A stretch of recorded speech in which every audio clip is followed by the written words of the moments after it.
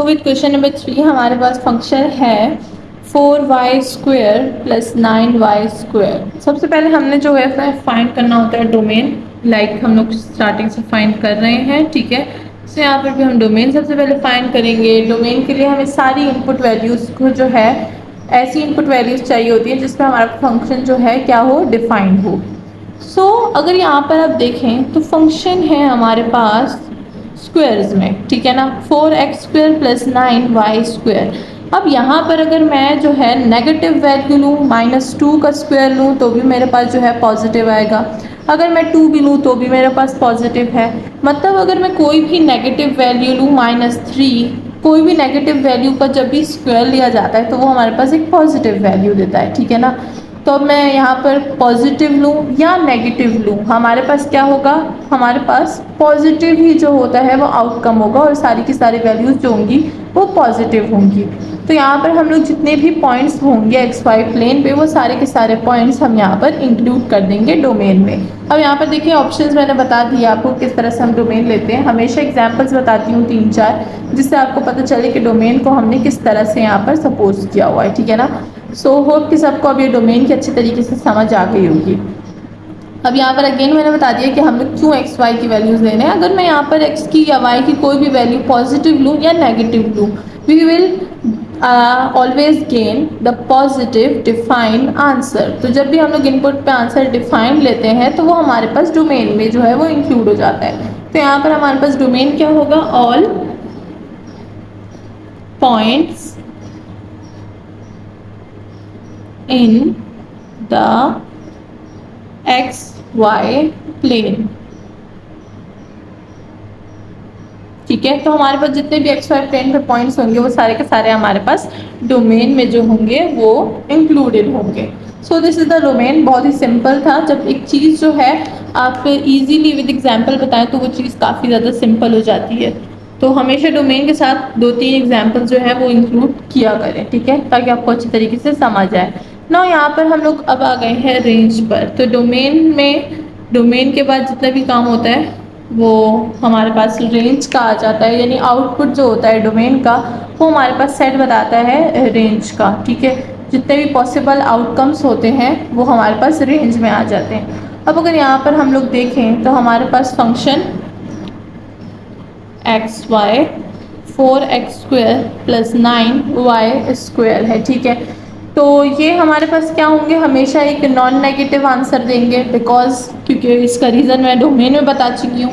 क्योंकि स्क्वायर है और स्क्वायर जब भी हम लोग किसी नेगेटिव नंबर का लेते हैं तो वो पॉजिटिव में कन्वर्ट हो जाता है, और अगर हम पॉजिटिव ले रहे हैं तो ऑफ कोर्स वो पॉजिटिव ही होगा, ठीक है।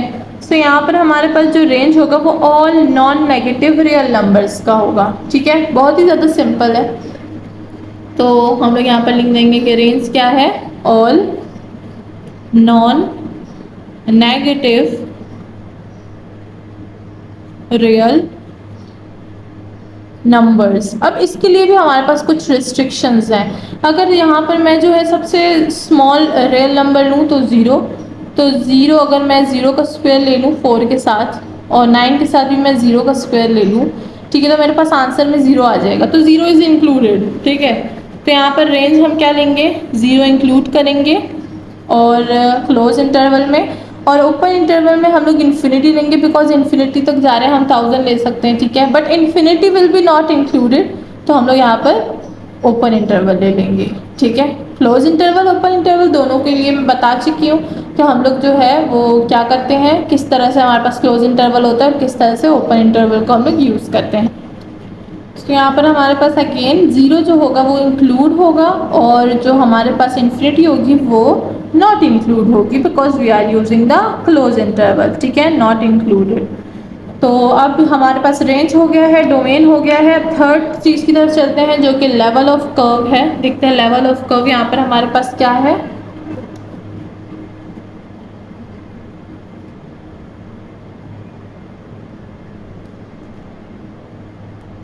तो यहाँ पर लेवल ऑफ कर्व अगर हम लोग देखें तो हमारे पास जो फंक्शन है वो है हमारे पास लेवल ऑफ कर्व के लिए f of x and y equal to 0, because यहाँ पर हमारे पास क्या है, हमारे पास फंक्शन जो है वो है 4x² plus 9y² equal to 0, ठीक है ना।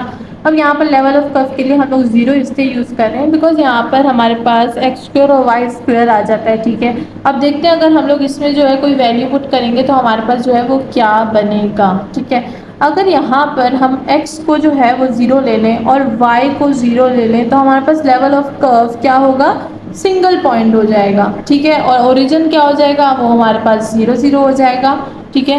तो x और y हमारे पास level curve is a single point, ठीक है ना। ये हमारे पास सिंगल पॉइंट है, तो single point SINGL single point, the origin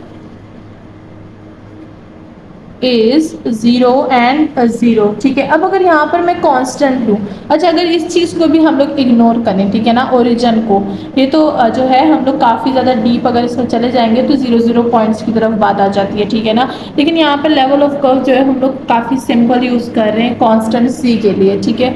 so अगर मैं फंक्शन को जो है वो क्या कर लूँ, c में ले लूँ, यानी हमारे पास हो जाएगा 4x² plus 9y² equal to c, जैसे कि हम लोग स्टार्टिंग से लेते आ रहे हैं लेवल ऑफ कर्व के लिए कांस्टेंट c। तो यहाँ पर हमें क्या करना होता है, हमें फंक्शन को y में जो है वो कन्वर्ट कर देना होता है। लेकिन यहाँ पर अगर आप देखें तो y पे स्क्वायर है, x पे भी हमारे पास स्क्वायर है, ठीक है।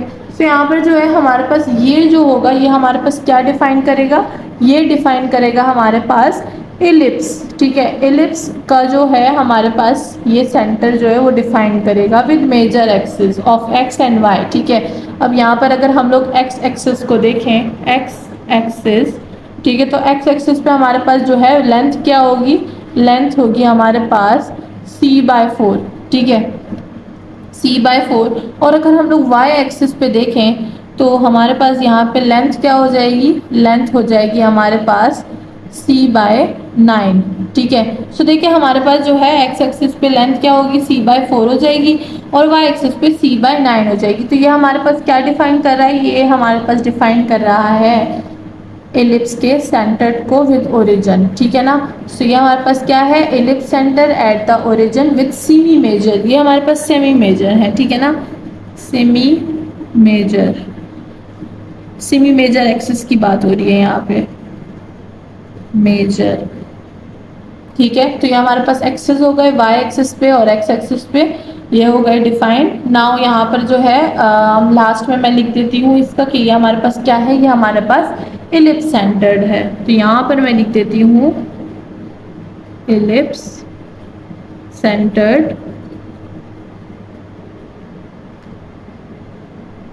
एट द ओरिजिन, ठीक है।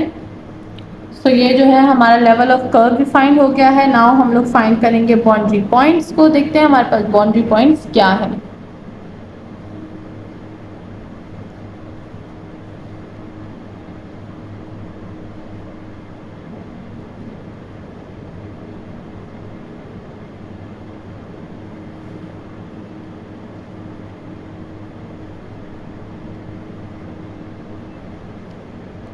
तो यहाँ पर अगर बाउंड्री पॉइंट्स की बात करें तो बाउंड्री पॉइंट्स क्या होते हैं, स्टार्टिंग से मैं बता रही हूँ कि बाउंड्री पॉइंट्स जो होते हैं वो हमारे पास फंक्शन के जो है उसकी जो एज होती है वो बताता है कि यहाँ पर हमारे पास जो होगी वो सर्कल के अंदर इस जैसे देखिए आप सर्कल के अंदर जितने भी पॉइंट्स होंगे वो हमारे पास बाउंड्री पॉइंट्स होते हैं, ठीक है। अब अगर हम लोग डोमेन को देखें तो हमारे पास डोमेन क्या था, डोमेन हमारे पास अगेन था ऑल रियल नंबर्स, और ऑल रियल नंबर्स का हम लोग कोई भी जो है वो बाउंड्री नहीं बना सकते बिकॉज वो अनलिमिटेड होते हैं, ठीक है ना। तो जब एक हमारे पास डोमेन ही जो है वो हमारे पास अनलिमिटेड है, यानी हमारे पास जो है वो पूरा का पूरा एक रियल नंबर में आता है, तो बाउंड्री हमारे पास नहीं होती फिर, ठीक है। बाउंड्री तब होती है जब हमारे पास कोई रिस्ट्रिक्शंस हो, ठीक है। अब यहाँ पर हमारे पास बाउंड्री नहीं है क्योंकि हमारे पास डोमेन जो है वो इनफाइनाइटली जा रहा है इन द सर्कल, ठीक है। तो जब इनफाइनाइटली इन द सर्कल जा रहा है so we have no boundary points, ठीक है। सो यहाँ पर जो है आप लिख सकते हैं since x y function x y is defined on all real numbers, तो there is no specific boundary points, ठीक है ना। लिख देते हैं यहाँ पर since function x and y is defined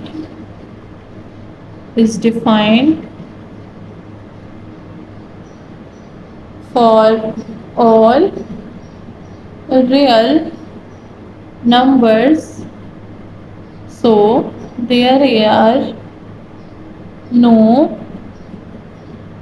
specific boundary points। ठीक है, तो यहाँ पर हमारे पास जो है बाउंड्री पॉइंट्स नहीं है क्योंकि यहाँ पर हमारे पास डोमेन में लिमिट नहीं है। ठीक है, तो हमारे बाउंड्री पॉइंट्स भी यहाँ पर कवर हो गए हैं ना। अगर यहाँ पर जो है हम लोग डोमेन के नेचर की बात करें कि यहाँ पर जो है डोमेन हमारे पास क्लोज है या ओपन रीजन में है, चलिए देखते हैं कि यहाँ पर हमारे पास डोमेन कौन से रीजन में है। ओपन और क्लोज्ड, CLOSED क्लोज। ठीक है, तो यहाँ पर अगर सबसे पहले हम लोग हर उसमें बात करते हैं डोमेन की कि डोमेन हमारे पास क्या है, उसके बाद ही सब कुछ जो होता है वो डिसाइड होता है। तो यहाँ पर हमारे पास डोमेन क्या था, डोमेन था हमारे पास पूरा का पूरा रियल नंबर। ठीक है, तो डोमेन था हमारे पास पूरा का पूरा रियल नंबर।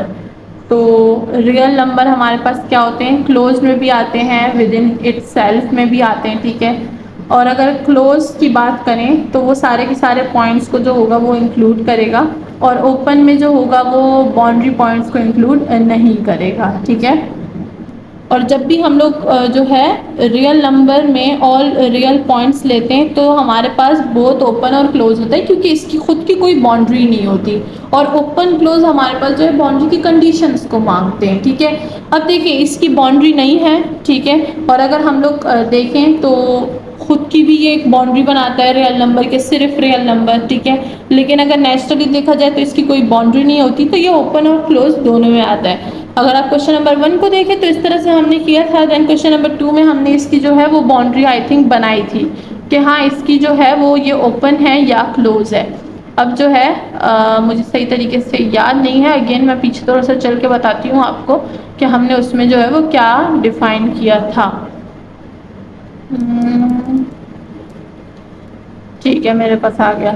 तो क्वेश्चन नंबर 1 में जो है हमने बोला था कि ये जो है बोथ हैं, क्लोज भी है और ओपन भी है ना। अगर हम लोग क्वेश्चन नंबर 2 की बात करें तो क्वेश्चन नंबर 2 में हमने बोला था कि ये जो है हमारे पास क्या है, क्लोज रीजन में है। ठीक है, देन क्वेश्चन नंबर 3 में हमने अगेन रियल नंबर यूज़ किया था, तो हमने बोला था कि ये बोथ ओपन और क्लोज है। और नाउ यहाँ पर भी क्वेश्चन नंबर 3 है तो हम लोग इसको ओपन एंड क्लोज दोनों बोलेंगे, बिकॉज इसकी खुद की कोई बाउंड्री नहीं होती है, एंड ओपन क्लोज हमारे पास डिफरेंट जो है ऑप्शंस बताता है हमें। तो डेफिनेशंस को हमेशा अपने पास रखा करें और बार बार डेफिनेशंस को देखा करें कि वो हमारे पास क्या बोल रहा है, कि ओपन रीजन क्या होता है और क्लोज रीजन जो होता है वो क्या होता है।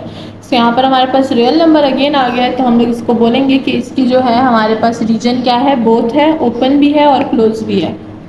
ठीक है, so this is also both open and close region. ठीक है,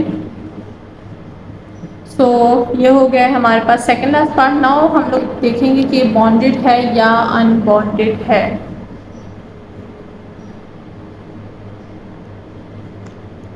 एफ बॉन्डेड और अनबॉन्डेड।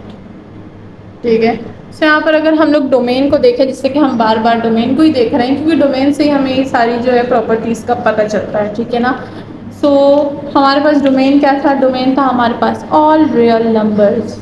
ठीक है, सो ऑल रियल नंबर्स था हमारे पास सेट जो कि इनफाइनाइटली डायरेक्शन में जाता है। तो हमारे पास जो ये वाला फंक्शन है ये क्या हो जाएगा, ये हो जाएगा हमारे पास अनबॉन्डेड। ठीक है, क्यों, क्योंकि यहाँ पर जो है हमारे पास ये जा रहा है इन ऑल डायरेक्शन फाइनाइटली, तो therefore the domain of the function is unbounded because ये जो है इनफाइनाइटली पॉजिटिव और negative directions on X Y plane की तरफ जा रहा है। ठीक है ना, एक्स वाई पे जितने भी हमारे पास जो है पॉइंट्स होते हैं उस पर ये जा रहा होता है, क्योंकि हमारे पास यहाँ पर क्या है, हमारे पास है रियल नंबर। और जैसे कि मैंने कहा था कि अगर मैं इसमें नेगेटिव वैल्यू भी डाल दूँ, अब मैंने यहाँ पर पूरे के पूरे प्लेन का इसीलिए जिक्र किया क्योंकि अगर मैं यहाँ पर कोई भी जो है नेगेटिव वैल्यू डाल दूँ तो भी वो पॉजिटिव में जो है वो कन्वर्ट हो जाएगी, बिकॉज हमारे पास स्क्वायर्स हैं यहाँ पर, एक्स का स्क्वायर एंड वाई का स्क्वायर, ठीक है। सो अब यहाँ पर रीज़न लिख सकते हैं इसके लिए कि the function f x and y is unbounded because it extends infinitely in both positive and negative direction along x y axis, ठीक है। so this is the unbounded। और इसी के साथ हमारा जो क्वेश्चन नंबर 3 है वो सॉल्व हो चुका है। होप कि सबको समझ आ गई होगी।